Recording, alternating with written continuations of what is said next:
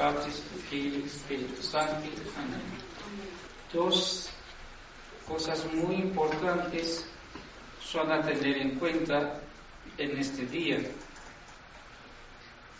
Primeramente, el inicio del año litúrgico para nosotros los católicos, que empieza precisamente con el primer domingo de Adviento. Y por otro lado, el Adviento en sí mismo no es sino una pequeña vigilia, una pequeña cuaresma que nos prepara para la natividad de nuestro Señor Jesucristo. Pero esta misma natividad de nuestro Señor Jesucristo está relacionada también con la Semana Mayor o Semana Santa.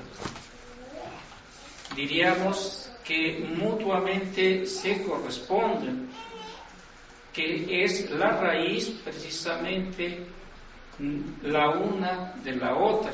Si no se hubiese dado la natividad de nuestro Señor, tampoco se hubiese dado la crucifixión de nuestro Señor en la cruz, ni tampoco la redención del género humano.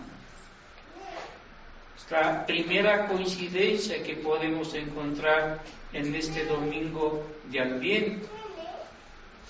Ahora, el mismo domingo de Adviento y los demás domingos que siguen antes de la Natividad crean en nosotros una expectación, no de la venida de nuestro Señor Jesucristo como buen pastor o como quien viene a redimirnos, sino como un justo juez que ha de juzgar a vivos y a muertos en la gran parucía.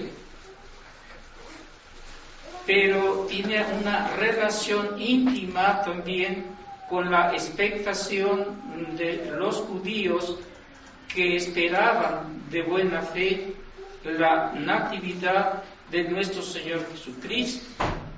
Entre ellos podríamos contar primero y principalmente a la Santísima Virgen María,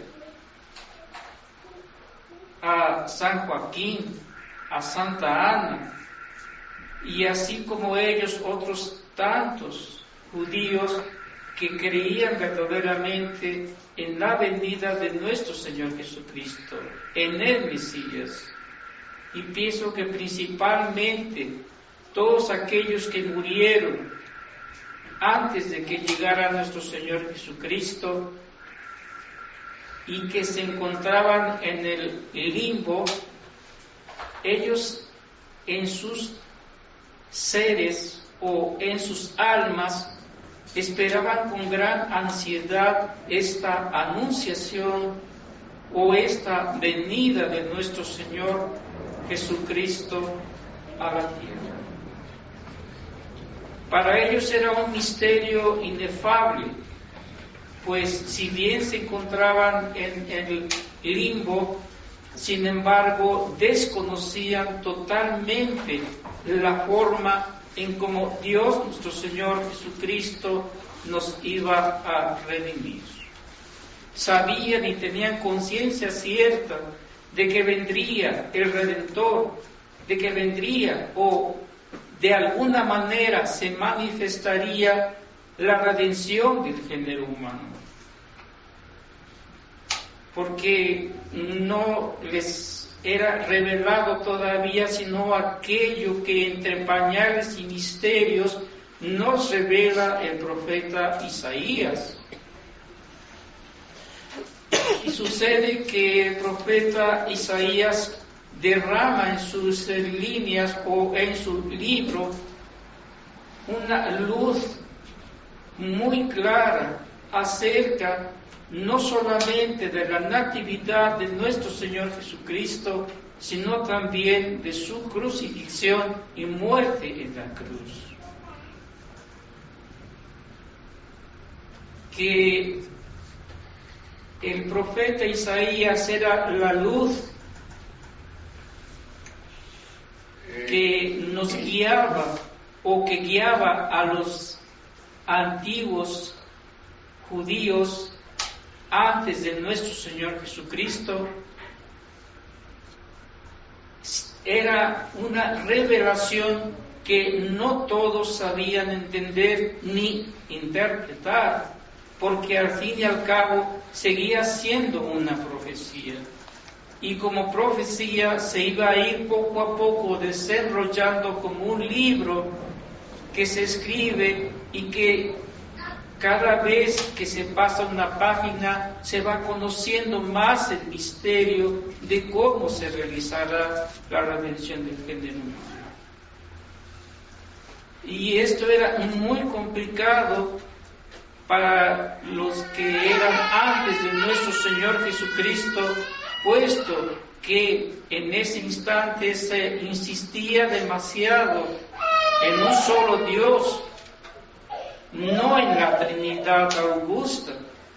Si bien en ciertos pasajes del Antiguo Testamento y en los Salmos, como también en Daniel, profeta, y en los profetas pequeños, y en Jeremías también se revelaba algo, sin embargo, permanecía el misterio oscuro para la mayoría de los judíos del Antiguo Testamento. Pero para aquellos cuya gracia Dios les concedió de ver en esas revelaciones divinas, en esas profecías, cómo se desarrollaría la redención del género humano, sin embargo, el modo en que se llevó no les fue revelado. Y es por esa razón que ellos, cuando nace nuestro Señor, no se dan cuenta del gran acontecimiento que sucede, de lo que realmente se realiza allí. Y por eso el profeta Isaías, en los maitines de este día, nos dice que el burro y el buey reconocieron a su Señor, pero Israel, dice, y Jerusalén principalmente, ignoró el nacimiento de su Redentor.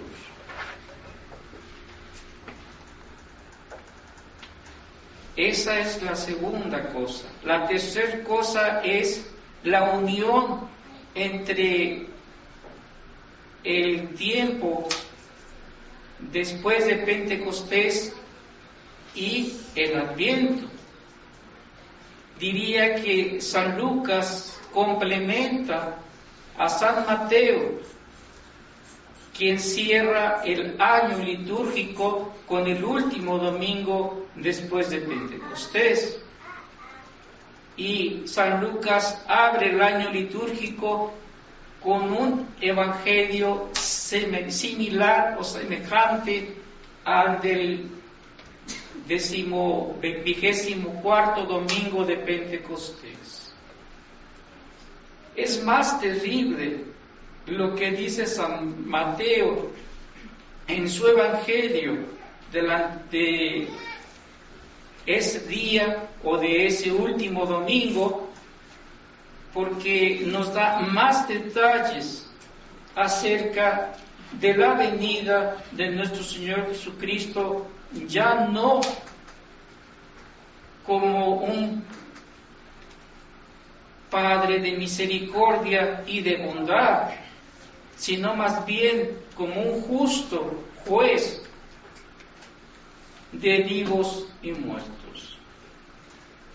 Y es muy importante analizar tanto el uno como el otro, y no se pueden separar ni el uno ni el otro, porque ambos evangelios, en una gran profecía dicha por el Rey de los profetas, nos revela nuestro Señor lo que estamos sufriendo y lo que estamos padeciendo en estos últimos tiempos. Podríamos decir que es otra comparación más, porque en el momento en que llegó nuestro Señor Jesucristo al mundo, muy pocas personas sabían de ese nacimiento, pero también es verdad que había una grandísima confusión, de tal manera que quienes vivieron en ese tiempo deseaban ya que todo terminara, porque ya había decaído demasiado el sacrificio mosaico y rayaba ya en muchos excesos y en muchas cosas que ya no eran permitidas por nuestro Señor, que ya eran prohibidas incluso. Habían reemplazado la ley de nuestro Señor por las costumbres de los hombres y daban más importancia a las costumbres de los hombres que a las leyes mosaicas, que a los 10 mandamientos. Y lo dijo nuestro Señor varias veces públicamente, porque abandonaron la ley de Dios, porque dieron más importancia a las costumbres de los hombres. Y esa culpa recaía solamente en los sumos sacerdotes, que deberían de haber prolongado la ley mosaica hasta ese instante o hasta ese momento, al grado de que nuestro Señor les dijo públicamente: haced lo que ellos dicen, mas no hagáis lo que ellos hacen. Y son palabras que deben ser meditadas, que deben ser consideradas, porque si vinieran de un hombre, no les haríamos caso. Si viniesen de un santo, diríamos, puede ser que este santo en un sueño, en algo falso se haya basado para decirnos esto, pero era la sabiduría divina la que nos decía eso: haced lo que ellos dicen, mas no hagáis lo que ellos hacen. Tenían cuando menos ese pequeño margen para actuar y por medio de él buscar la salvación de sus almas. Pero ahora no existe ese margen. Es muy sutil ese margen. No sabe uno en qué momento está en un lado o está en el otro. Hay una confusión tan grande. Como siempre he insistido en ello. Pero también porque nos hace falta la doctrina. Si la ignorancia reinaba en aquellos momentos antes de la venida de nuestro Señor Jesucristo de una manera sorprendente, en la actualidad sucede lo mismo.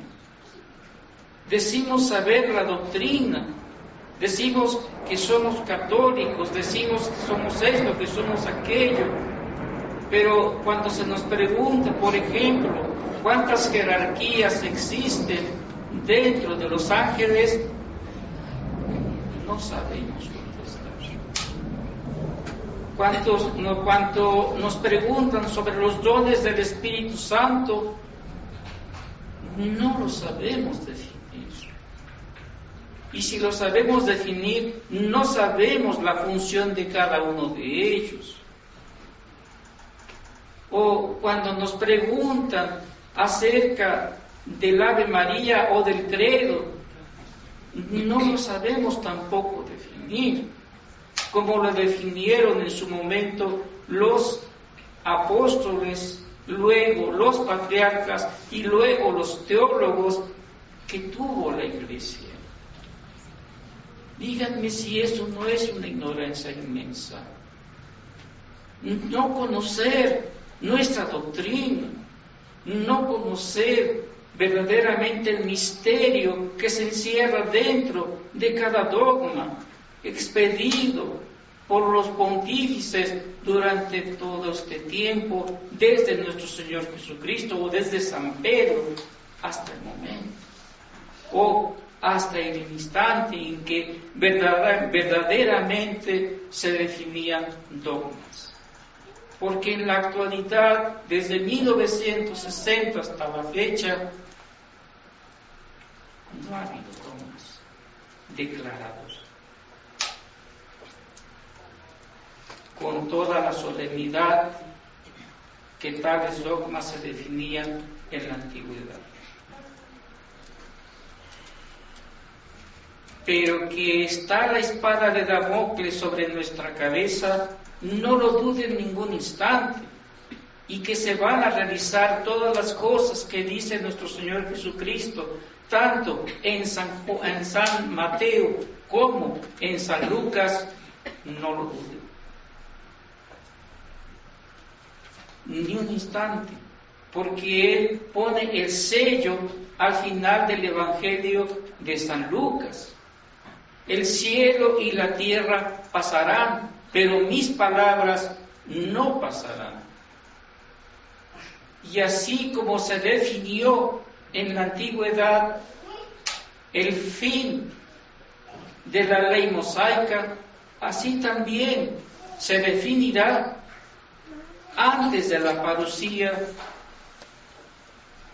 lo verdadero de lo falso, lo santo de lo no santo, lo hereje de la verdadera religión. Porque no podemos nosotros echar de lado o dar vuelta a la hoja y decir que lo que dijo Nuestra Señora en Fátima es pura mentira.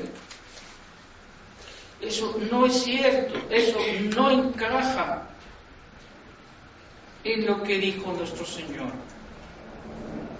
Pero no solamente Fátima está apoyada por el Antiguo y Nuevo Testamento, sino que también está apoyada por otra gran aparición que es Nuestra Señora de la Saled. Y si uno lee verdaderamente los secretos de la Saled, se dará cuenta que es más terrible que lo que dice Nuestra Señora en Fátima, y que se ajusta perfectamente a lo que está diciendo nuestro Señor Jesucristo, a lo que está diciendo San Pablo apóstol cuando escribe a Timoteo, y otras tantas cosas que se encuentran ya en las Sagradas Escrituras y que no hay necesidad de buscarlas en otro lado por temor a equivocarnos, sino acudir a la verdadera fuente, que es la revelación divina y que se encuentra encerrada tanto en el Antiguo como en el Nuevo Testamento. No nos podemos nosotros engañar a sí mismos diciendo que no se va a realizar eso. Las palabras de Dios no pasarán, pasará todo, pero no las palabras de Dios. Por eso es que nuestra expectación hacia la natividad de nuestro Señor Jesucristo no hace sino prepararnos para el juicio universal, o yo diría más bien que antes que el juicio universal, el juicio particular, del cual tendremos que dar cuenta cuando entreguemos nuestra alma a nuestro Señor. Ese es el principal objetivo de todo esto. ¿Sabes tú lo que va a pasar en la parucía? Sí, lo sé. ¿Quién y por qué lo sabes? Porque San Mateo y San Lucas me lo dicen. Pero ¿sabes tú lo que va a pasar en tu juicio particular? ¿Sabes de qué manera vas a contestar ante Dios? Si es que Él te da tiempo de contestar. Si es que Él te va a juzgar, ¿y de qué manera te va a juzgar? ¿Estás preparado para ese juicio que tendrás que dar cuando Él te llame y te diga, redeniqui bilicación en tu alma? Cuando te diga, dame cuenta de la administración de tu alma, o de lo que era o decías tú ser tu alma, porque en realidad es mía. Empecemos por eso. Es mía y no tuya. Tú solamente eres el administrador de ella. Pues dame cuenta de tu administración.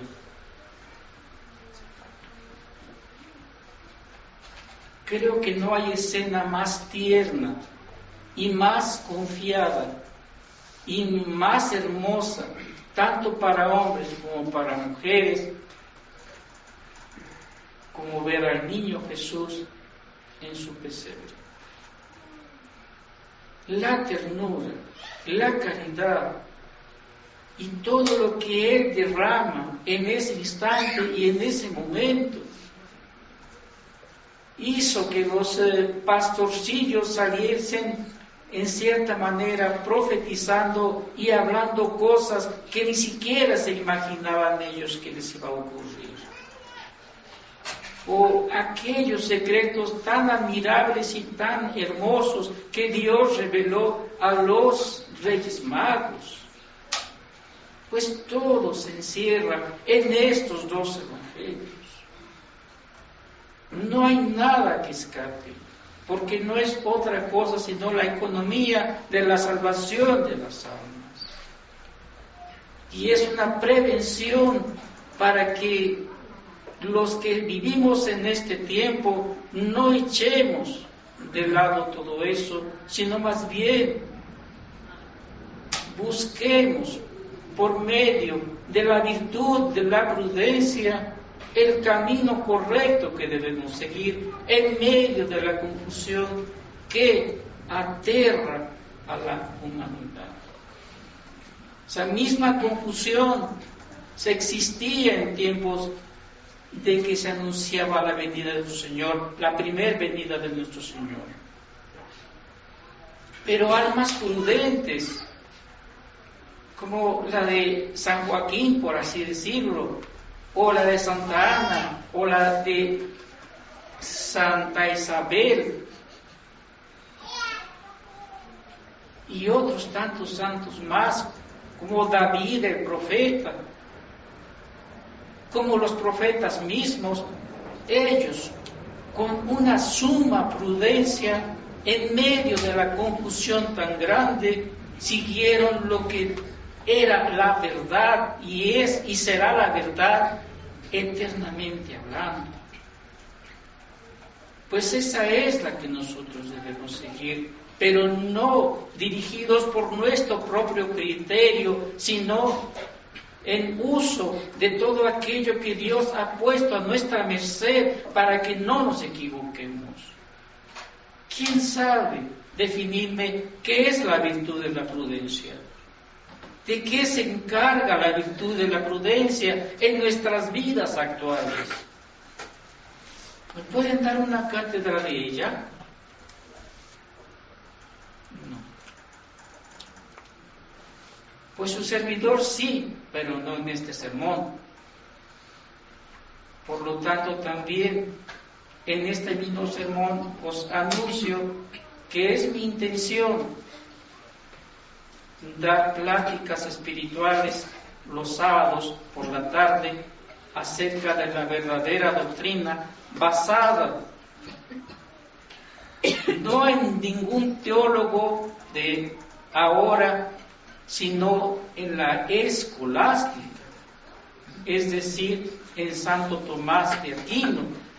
Se los haré de tal manera digerida para que sea un verdadero alimento, una verdadera ilustración de vuestras almas acerca de lo que Santo Tomás de Aquino enseña sobre las virtudes que deben ejercer y debemos ejercer durante nuestra vida acá en la tierra. Sea pues la Santísima Virgen María la que sin duda aplicó en grado máximo la virtud de la prudencia. Sea ella la que nos guíe, la que nos ampare en este camino que se empieza a emprender y que se darán las fechas o del inicio, de estas pláticas, que sean unas pláticas en cierta manera, que se dé la doctrina por un lado y haya preguntas por parte de ustedes para que se complete y se amplíe el conocimiento acerca de la verdadera doctrina que se encuentra encerrada también en Santo Tomás de Aquino. Ave María Purísima, en nombre del Padre, del Hijo y del Espíritu Santo. Amén.